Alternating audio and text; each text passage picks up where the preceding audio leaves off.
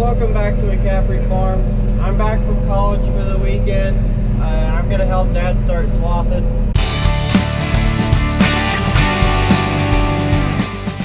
If you haven't already, be sure to hit the subscribe button. And if you enjoy the video, be sure to give it a like. I appreciate all those that are subscribing and liking the videos and commenting. I like seeing all the people that are supporting me and telling me that I'm doing pretty good. But as you can see, I have the swather on behind me. Unfortunately, we are not going to be swathing hay. This year, as I've said in many other videos, this year has been a very dry year, and it has not been a good year at all. And so our Milo, we planted it early enough, or when we planted it, it was all early enough that it's been drying up way too much. So we've had it adjusted, and some of the fields aren't really worth letting them grow to where we could cut them. So we're just gonna go down and swath them. Some of them we're gonna have to leave a few strips on. I think I haven't gotten by any bar feed yet, but I do think that's still holding up okay. So that should be good. Hopefully it is. Like I said, I'll be going by it here in a little bit, but we're gonna be able to test out the swather and see how well we put it back together. Hopefully nothing flies apart, but that's what I'm doing. I'm about probably halfway to the field by now.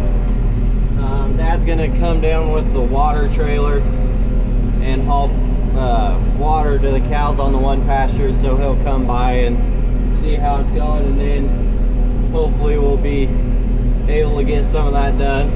I'll try and make a good video out of this, but it won't be the only one. I'll probably try and do a video each weekend I come home, so stay tuned and I hope you enjoy. Right now, as you can tell, we have the swather straight back. It's in the transport mode, and what I mean by that is on the back, I'll show you when I get to the field, but there's a little lever, and what you have to do is you have to pull it up and put it down when you go back and forth. Right now it's up, which means the pin is down through the one hole, and that just helps ensure that it doesn't go back and forth going down the road. And then when you get to the field, you push that lever down and it pulls that pin out, and then it can swivel back and forth like the Hydro Swing swathers are supposed to. Alright, so we just got here to the field, and luckily it kind of greened up, so it's going to help us out some, but it's not going to be good enough to get it through harvest, so we're just going to go ahead and swath it. But this is the pin that I was talking about. Got to pull that out, push this down, pull the hose around it, so you push that down, and there's the pin right there. I'll have to go in and move it some because it's not wanting to, as you can see, it's kind of right against, and there's a little bit on that side, so we'll have to move it a little bit. But that's how you do that. This, like I said, this is our Milo. It did kind of green up. We got a little bit of rain. This is our feed. It's still fairly green. It's getting a little dry, but it's hanging on. We have a few other fields that are a little drier, but hopefully those will hang in there. Get this pin put back in, and then I'll go move it, and that should pop up. I'll come back and make sure, but we'll have to leave 2 strips in this field just for insurance purposes, but we don't. I think the reason we do is, you can see it when it greened up, it kind of headed out a little bit, but I'm glad it kind of greened up. It'll at least have some purpose for when we swath it, but we'll get to that and I'll catch back up with you guys. it's the next day, Sunday. Last night we got a little bit of rain, very, very little, like a tenth. Some spots got 2/10, which, I mean, we're gonna take it. We appreciate the rain. However, it's not gonna make the Milo any better. So it's about 10:40. We had to wait a little bit for it to dry out, but we think it should be good. So I'm gonna head back down and get back to swathing. I'll only be able to swath for a few hours because it's a 4-hour trip for us back to Laramie, Wyoming. So we're probably gonna leave our house at 2, and that should put us back there early tonight. But try and get enough to make this video. Probably be a little bit of a shorter video, but like I said, I'll be coming home. Might not come home next weekend, but whenever I do come home, I'll be sure to make a video. The feed, most of it's looking pretty decent still. I think everything but one field got at least a 10th, which with the feed should help it a fair amount. We'll just have to see. Otherwise, the feed's still looking pretty good. Some of it's starting to burn up a little bit, but it's all got decent color still, so it's holding on, and hopefully we can get some more rain soon, even if it is just another 10th or 2/10. Just got here to the field, getting ready to check the oil and tractor and do a few other things. As you can see, you can tell it rained, but there's a little moisture just under the ground. But come out here to the actual Milo itself, it's pretty well dry. So should be good to start it. Another thing I'm gonna do before we start is kind of see we're still leaving the stubble somewhat high. This is where we normally have it set for hay grazer. There is still some green that we're leaving, and the windrow, like right here, this is a windrow. I don't know if you can see it very well, but a little bit of water sitting on the swather. But we're gonna go through and take out one of these thinner stops on each side. Just get a little lower, that way maybe stalks are shorter, and make sure we're gonna do it so then that way, hopefully, when it comes time to rake, that'll do a better job at picking it up, and maybe we'll get a little more of the Milo. But we'll see. Maybe we'll even be able to go lower than what this will do. We'll just have to see. So far, this spot right where the tractor is, it's not quite as green and not quite as tall, so it's not going to leave as much of a windrow anyways. But we want to see if we can get it a little better. That way, hopefully we can rake it. Oil's still good, but hopefully we can rake it and pick everything up. But this whole ordeal is just kind of a pain, because we wish we didn't have to do it, but if we don't do it, then this Milo is just going to sit here and die more than it already is. So this is kind of our last resort. It's kind of hard to see, but right in there's kind of a line where it goes back to green. Then, oh, there's a bit of a hill right in there, and beyond that hill it does get a little taller, a little better, a little greener, and it is leaving more of a windrow. But right in there should be a windrow, and then right here there's some windrows, so we could probably still get it picked up. But also where the stubble's a little taller, that could affect it too. So we're hoping that maybe we can go lower, get a little more in the windrows, and then the stubble will be shorter. We'll just have to see how it goes. I think sometime Dad's gonna come get a sample of it to test the nitrates, just because we haven't ever swathed Milo, and we put on about 10 gallons an acre of Milo for this, or a fertilizer on this Milo. So we just want to test it to make sure we're not getting nitrates, because if we do, that can be very harmful to the cows. You can still feed bales that have nitrate in it, as long as it's not too high. You just have to mix it with other hay that doesn't, because then that lowers the amount of nitrate. But hopefully it's not too high in nitrates and we can still feed it and it'll be fine, but we'll just have to see. So I just got going. It is cutting it a little shorter. I don't know how much shorter we can go, but I can already tell right now it's leaving much more of a windrow, because if you can kind of compare, you can't really see that, but then if I can zoom in on it, you can already see that windrow pretty good. So I think this will help some. It'll definitely get a bigger windrow, and like I said, there's also going to be less stubble. This will be the second down and back I make. I got 6 rounds around the whole field. That way we have enough room to turn with this hydro swing.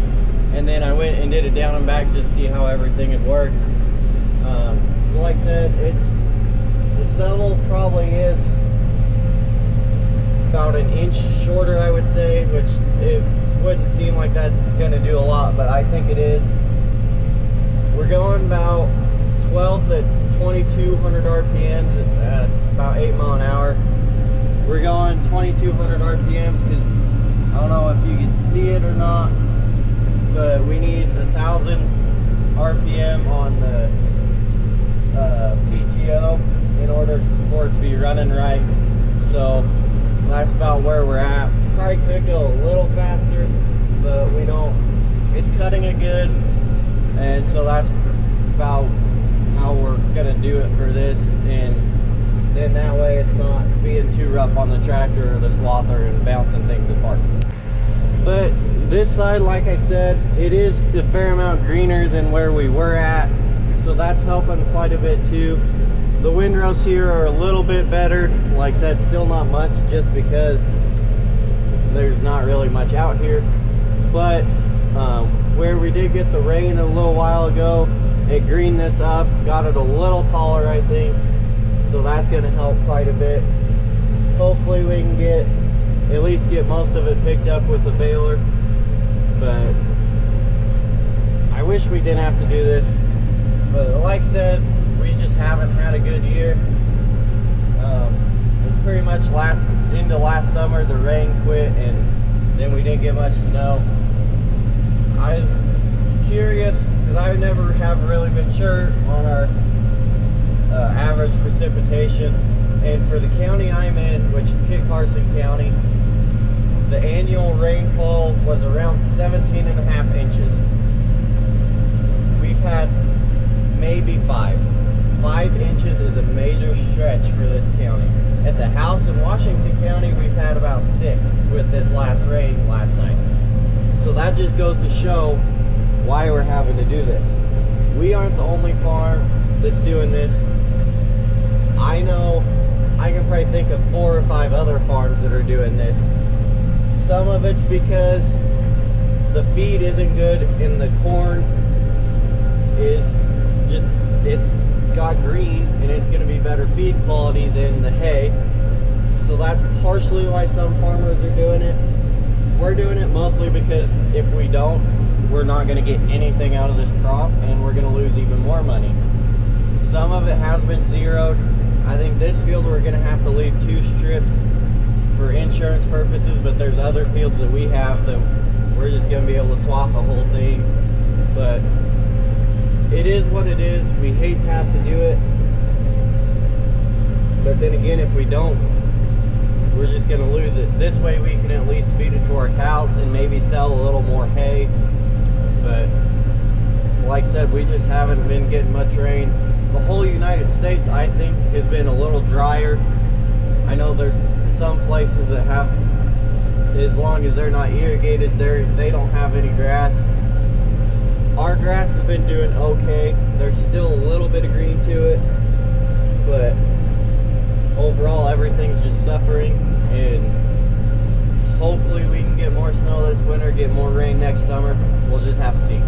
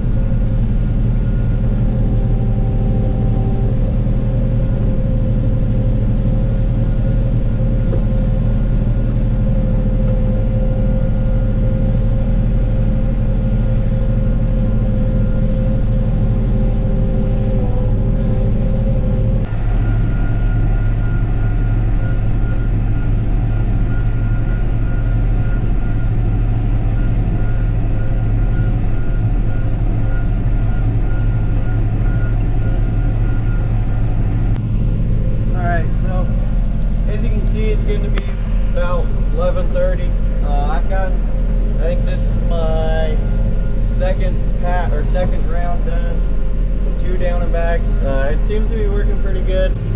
But here soon, on this next pass, when I get back to the west side, I'm gonna run the pass that's gonna be the insurance one. So what I'm gonna do is I'm just gonna leave a second or a one pass.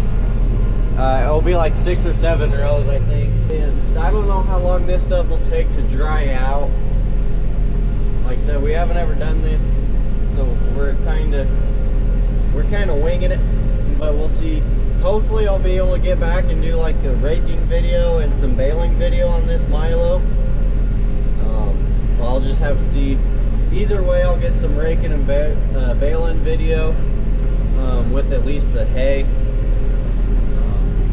That stuff still has a little while. It's not even heading out yet, and even once it heads out, we still give it a week or two. So we still got a while on that.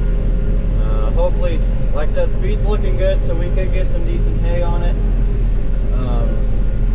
Where we only have 120 head of cows, 900 acres. I think the exact number is like 855 acres.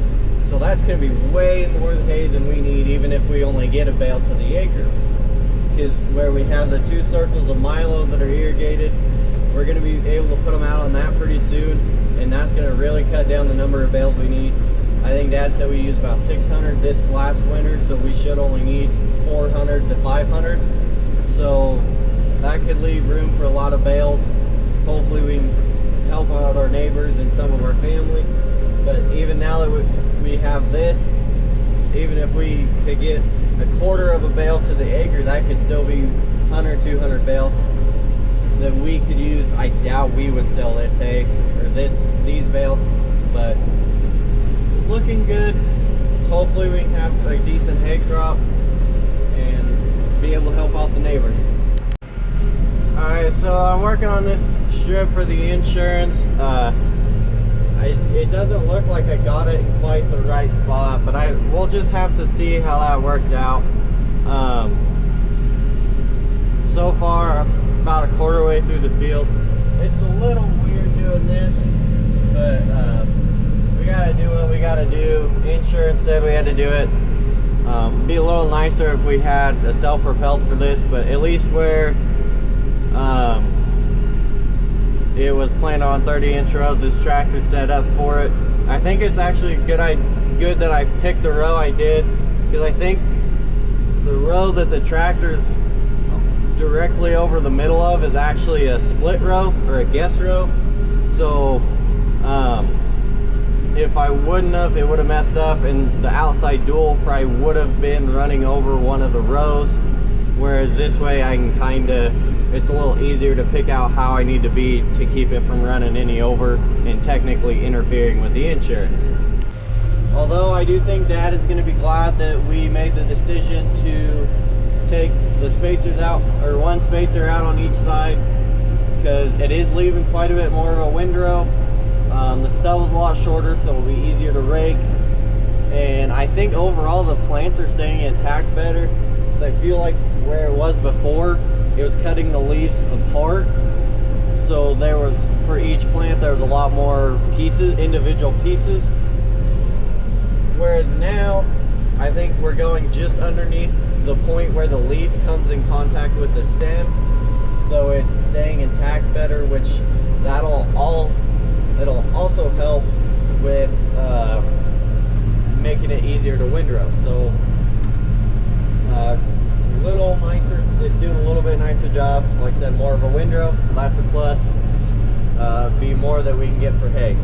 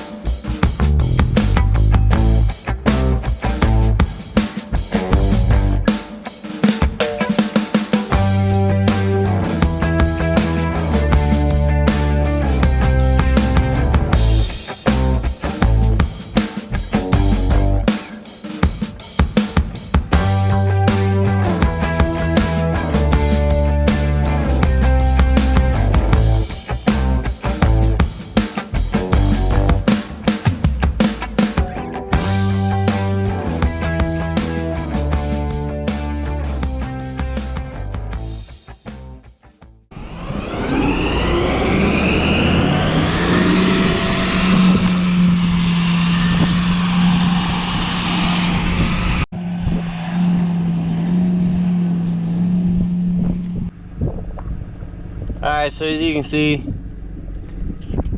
I'm back here in the pickup.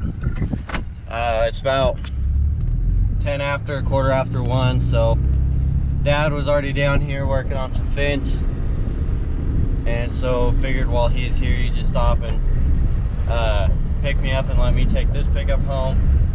That way I get back to the house. That's gonna be all for this video. It's probably gonna be fairly short. I did what I could while I was here, but I'll talk to him, see what he thinks about next weekend, because if he needs help I'll come home, because I don't know, like I said, don't know how long this stuff's gonna take to dry out and bale. So if he thinks he could be baling some of it next weekend, I can definitely come home and help swath during the day. Then we could probably always unhook and I could rake in front of him.